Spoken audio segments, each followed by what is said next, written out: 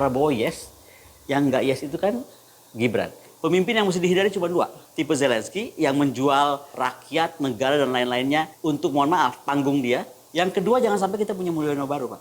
Drama-drama model Pak Mulyono ini dihentikan. Dia pemimpin kelas dunia Pak, bukan kelas Solo. Bukan kelas yang anaknya kemudian dibebasin apa ngacak-ngacak konstitusi, enggak. Harusnya nih Pak ya, kalau si Fufu Fafat sadar nih, mundur deh. Jauh banget. Assalamualaikum warahmatullahi wabarakatuh. Saya Yudi Pramuko, tukang donat dari Parung, YouTuber tertua di semesta. Alhamdulillah wassalatu wassalamu ala rasulillah. Katanya tanggal 20 Oktober kita akan melantik dan punya presiden baru Prabowo Subianto. Saya sampai setengah satu ini belum lihat kabar terakhir pelantikan itu. Males. Tapi saya duga sudah ada presiden baru barangkali ya hari ini jam setengah satu habis lohor ini. Dan itu berarti selamat tinggal Mulyono dan jangan kembali lagi ke Jakarta. Yang saya sebut Mulyono adalah presiden lama yaitu Joko Widodo. Lekaslah pulang ke kampung halaman dan jangan lagi kembali ke Jakarta dan cawe-cawe di pusat atau di panggung politik nasional.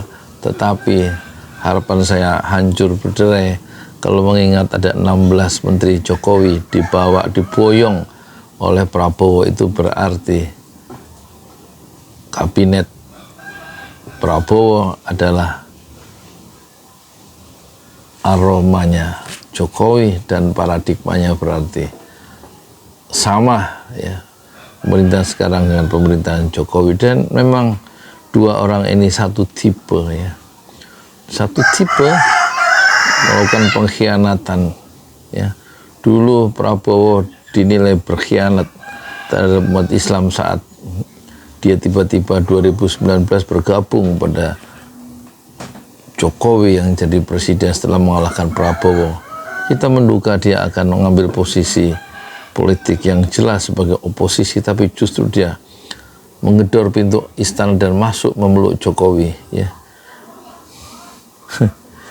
Dan umat Islam terbelah ya, merasa dikhianati oleh Prabowo yang didukung oleh ijtima ulama. Dan kemudian pengkhianatan itu, betul kata Rocky Gerung bahwa sejarah itu ditulis terutama oleh para pengkhianat ya. Kita lihat Jokowi melakukan pengkhianatan setelah dibesarkan selama 22 tahun, didukung jadi wali kota oleh Megawati, oleh PDIP, kemudian didukung lagi jadi gubernur DKI dan didukung 2 periode menjadi presiden. Tapi tiba-tiba Jokowi kemudian bukan membela kader PDIP dalam pilpres yaitu Ganjar Mahfud, tetapi justru dia membela Prabowo, lawan dari Ganjar Mahfud. Tentu pengkhianatan ini membuat luka keluarga besar PDIP. Tapi kedua pengkhianat itu akhirnya berjumpa juga dalam kabinet Prabowo Subianto yang tanggal 20 Oktober dilantik. Prabowo menjadi presiden dan sebentar lagi disahkan atau diresmikan kabinet baru Prabowo. Dan tidak mungkin ya dua orang pengkhianat ini akan melakukan gerakan atau gebrakan seperti B.J. Habibie yang dia tidak mengkhianati Soeharto, tapi dia menggantikan posisi Soeharto yang mengundurkan diri jadi presiden. Dan langkah pertama B.J. Habibie adalah membebaskan seluruh tahanan politik yang dilakukan oleh pendahulunya, yaitu oleh Soeharto. Mungkinkah gebrakan pertama Prabowo adalah membebaskan tahanan politik yang mengecam penguasa yaitu Bambang Tri dan Gus Nur dan lain-lain, dan merehabilitasi orang-orang yang dipenjara gara-gara melakukan satu kritik-kritik yang tajam terhadap Jokowi? Mungkinkah Prabowo melakukan pembebasan itu dan pembebasan politik terhadap tahanan yang masih tersisa, atau melakukan satu rehabilitasi terhadap Syahganda, Jumur Hidayat, Anton Permana, Habib Rizik, Habib Bahar? Tampaknya harapan itu tidak ada. Kalaupun ada harapan untuk penghargaan terhadap hak asasi manusia, itu tidak mungkin muncul dari Prabowo. Kalau ada harapan, harapan itu setipis silet. Assalamualaikum warahmatullahi wabarakatuh. Di jalan Allah. Ini Masjid Enam Syuhada lagi dikunjungi sama Ketua Hilmi.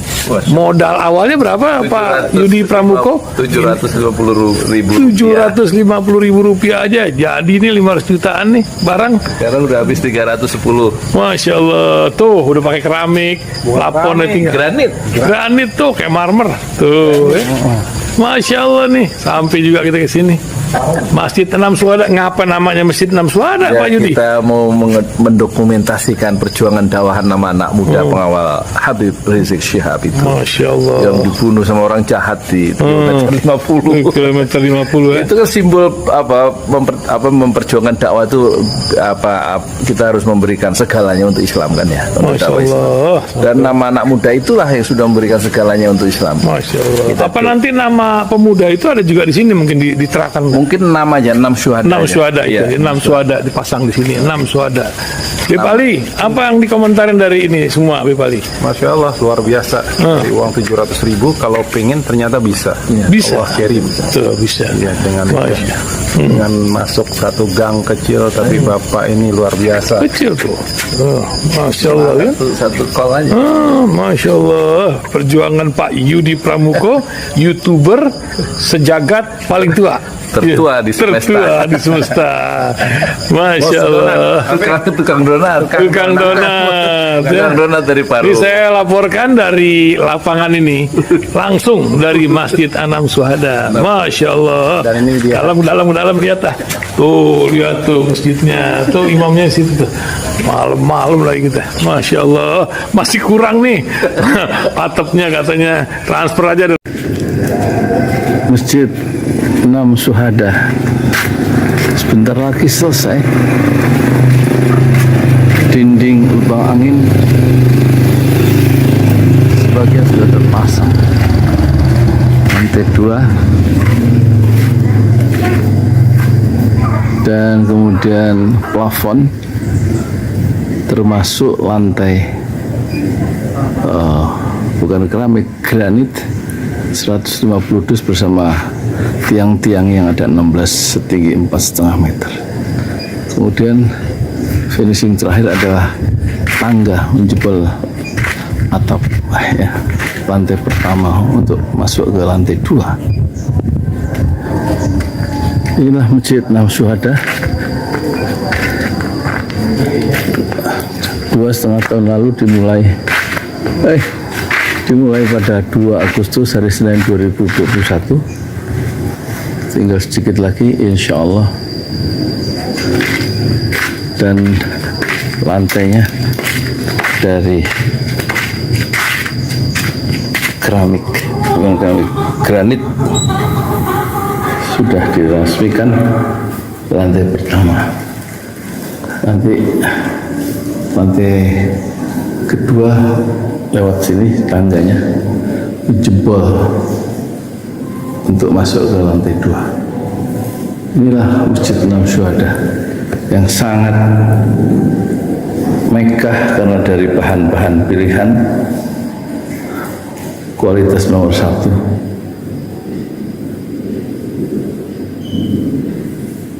Tinggal sekitar 80 juta lagi finishing lantai atas selesai, insya Allah.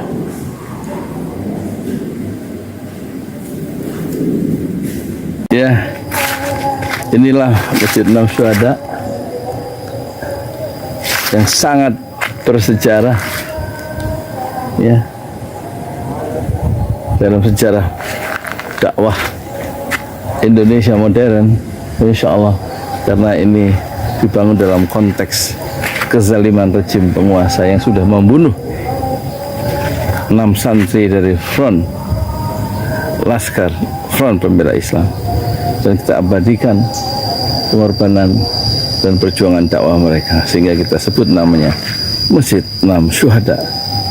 Mereka mengawal perjalanan dakwah gurunya Habib Rizik Syihab dan mereka dicegat oleh orang-orang jahat di kilometer 50. Saya Yudi Pramuko, tukang donat dari Parung Juber, tertua di semesta Fasbir Sabrun Jamil. Bersabarlah dengan kesabaran yang indah. Assalamualaikum warahmatullahi wabarakatuh.